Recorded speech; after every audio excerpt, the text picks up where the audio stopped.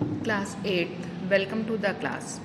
बच्चों, अभी हमने 2 चैप्टर पढ़े हैं जो ऑनलाइन वीडियो में आपके पास गए हैं। आप उसको एक बार खुद से ज़रूर रिवाइज़ करिएगा। आज हम पढ़ेंगे पाठ 6 वचन। बच्चों, ये एक बहुत आसान सा पाठ है जिसमें हम संख्या के विषय में जानते हैं। ठीक है, संज्ञा शब्द जैसे चिड़िया, लड़का, इनके अगर हम बहुवचन रूप बनाते हैं तो चिड़िया, लड़के ये बनता है। यानी कि हम हिंदी में कितने वचन हैं उसके विषय में इस पाठ में जानेंगे। संज्ञा या सर्वनाम शब्द के जिस रूप से व्यक्ति, वस्तु या पदार्थ के एक या अनेक होने का बोध हो उसे वचन कहते हैं। ठीक है बच्चों, संज्ञा या सर्वनाम शब्द के जिस रूप से किसी व्यक्ति, वस्तु या पदार्थ के एक या एक से अधिक होने का बोध होता है उसे हम वचन कहते हैं। हिंदी में 2 वचन हैं, एक वचन, बहुवचन। एक वचन जिस संज्ञा पद से किसी प्राणी या वस्तु के एक होने का बोध हो उसे कहते हैं एक वचन। सामने चित्र दिए गए हैं, तितली, कली, आदमी, दरवाजा, इन सब शब्दों से एक वचन का बोध होता है। बहुवचन जिस संज्ञा पद से प्राणी या वस्तु के एक से अधिक होने का बोध होता है उसे बहुवचन कहते हैं। जैसे बिल्लियाँ, बोतलें, बच्चे, पुस्तकें। यहाँ पर ये शब्द बहुवचन का बोध कराते हैं। तो बच्चों, यहाँ जानने वाली बात यह है कि वचन की पहचान कैसे की जाती है। सर्वप्रथम इसके जो 2 रूप हैं, एक है संज्ञा या सर्वनाम पदों से, दूसरा क्रियापदों से। पहला है संज्ञा या सर्वनाम पदों से हम ये कैसे जान पाते हैं कि कोई शब्द एक वचन है अथवा बहुवचन। संज्ञा या सर्वनाम शब्दों के रूप से उनके एक या एक से अधिक होने का बोध होता है। हम कुछ उदाहरणों के माध्यम से जानेंगे।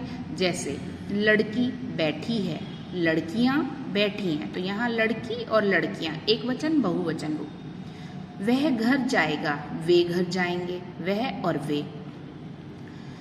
क्रियापदों से, दूसरा है क्रियापदों से। कुछ संज्ञा शब्दों का रूप एक वचन और बहुवचन दोनों में एक सा रहता है और इस प्रकार के शब्दों का वचन जानने के लिए क्रियापदों का रूप देखना पड़ता है। अर्थात क्रिया एक वचन के अनुसार प्रयुक्त की गई है अथवा एक से अधिक होने के नाते प्रयुक्त की गई है। यहाँ हम वाक्य देखते हैं, मोर नाच रहा है, मोर नाच रहे हैं। तो यहाँ क्रियापद रहा है एंड रहे हैं। इन दोनों के अंतर के माध्यम से हम जान पाएंगे कि वचन एक वचन है अथवा बहुवचन। वचन प्रयोग संबंधी कुछ नियम होते हैं बच्चों। जैसे एक के लिए एक वचन, एक से अधिक के लिए बहुवचन, ये आपको पता है। परंतु कभी कभी हम सम्मान या आदर देने के लिए या फिर बड़प्पन दिखाने के लिए एक वचन के स्थान पर बहुवचन का प्रयोग करते हैं। जैसे गांधी जी अहिंसा के पुजारी थे, तो गांधी जी तो एक ही हैं, पर हमने उन्हें ससम्मान पुजारी थे बोला। इसी तरह से मनोज की दादी जी आई हैं, तो दादी जी तो एक हैं, है ना, लेकिन बहुवचन का प्रयोग किया गया है। अध्यापिका पढ़ा रही हैं, तो अध्यापिका को सम्मान देने हेतु हमने है शब्द न इस्तेमाल करके हैं प्रयुक्त किया है। ठीक है, इसी प्रकार कभी कभी बड़प्पन दिखाने के लिए भी हम मैं के स्थान पर हम का प्रयोग करते हैं। जैसे नेताजी बोले, आप हमें वोट दीजिए, हम आपको सुविधाएं देंगे। तो नेताजी कितने हैं? एक, परंतु वो अपने लिए क्या शब्द प्रयुक्त कर रहे हैं? हम। सम्मान दिखाने के लिए कभी कभी समान आयु वालों में भी तू के स्थान पर तुम और छोटों के लिए तू के स्थान पर आपका प्रयोग किया जाता है। अध्यापिका छात्र से, आप उत्तर बताइए। राइट। समुदायवाचक संज्ञा पदों का प्रयोग एक वचन में होता है। जैसे जनता चुप बैठी थी, तो जनता में तो बहुत से लोग हैं। गुच्छा सुंदर लग रहा है, तो गुच्छे में अनेक चाबियां हैं या फूल हैं। द्रव्यवाचक संज्ञाएं एक वचन में प्रयुक्त की जाती हैं। जैसे लोहा गर्म हो गया था, जातिवाचक संज्ञा शब्द एक वचन में भी बहुवचन का बोध कराते हैं, जैसे इलाहाबाद का अमरूद प्रसिद्ध है। कुछ शब्द सदैव बहुवचन में प्रयुक्त होते हैं, जैसे अरुण ने हस्ताक्षर कर दिए, तो हस्ताक्षर तो वन टाइम ही किए हैं, बट ये बहुवचन में प्रयुक्त होता है। कुछ संज्ञा शब्द दोनों वचनों में एक समान प्रयोग होते हैं, जैसे मुनि, विद्यार्थी, और परसर्ग के साथ आने पे उनका रूप भी बदलता है। तो बच्चों कुछ नियम हैं, उन नियमों को हम जानेंगे।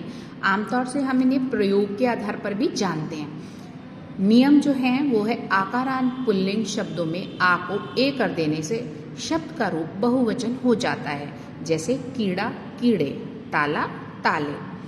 आकारांत स्त्रीलिंग शब्दों में अंत में ए का प्रयोग किया जाता है, जैसे शिला, शिलाएं, तो आ शब्द से ये आकारांत हुआ।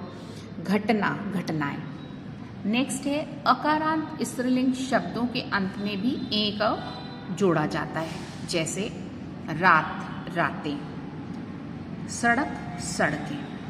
इकारांत और इकारांत शब्दों के अंत में या जोड़कर बनाया जाता है और ई को ह्रस्व ई कर दिया जाता है, जैसे विधि, विधियां, नारी, नारियां, ठीक है, दासी, दासियां।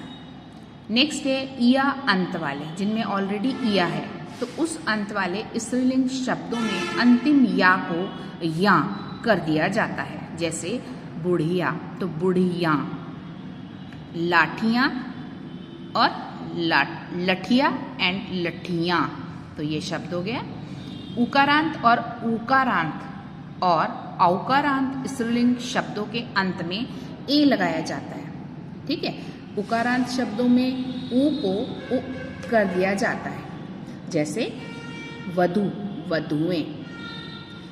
अंत में विशेष शब्द जोड़कर, कई बार क्या है कि शब्द में इस तरह के प्रत्यय का योग न करके कुछ विशिष्ट शब्द लगाए जाते हैं, जैसे विद्वान, तो विद्वान शब्द को जब हम बहुवचन में परिवर्तित करते हैं तो यह शब्द बनता है विद्वत जन। प्रजा शब्द के साथ प्रजाजन, पाठक शब्द के साथ पाठकगण, पक्षी वृंद, मजदूर वर्ग, खग कुल, अध्यापक वर्ग। तुलसीकृत नहीं लेंगे इसके अंतर्गत। नेक्स्ट है परसर्ग लगाने पर अकारांत और आकारांत पुल्लिंग और इकारांत स्त्रीलिंग शब्दों के अंत में ओ जोड़ने से और अ या आ के स्थान पर ओ लगाने पर बहुवचन बनते हैं, जैसे बहन, बहनों को, लता, लताओं में। तो ये बच्चों हमने आज जाना इसका एक वचन रूप और बहुवचन रूप। बाकी हम टेबल पूरी क्लास के अंदर ज़रूर पढ़ेंगे और आप लोग एक बार इसको घर पर भी रिवाइज करिएगा, ताकि ये आपको अच्छे से क्लियर हो जाए और वचनों के प्रयोग में और हमसे कोई भी गलती ना हो। ओके स्टूडेंट्स, मिलते हैं नेक्स्ट वीडियो में। Till then good bye.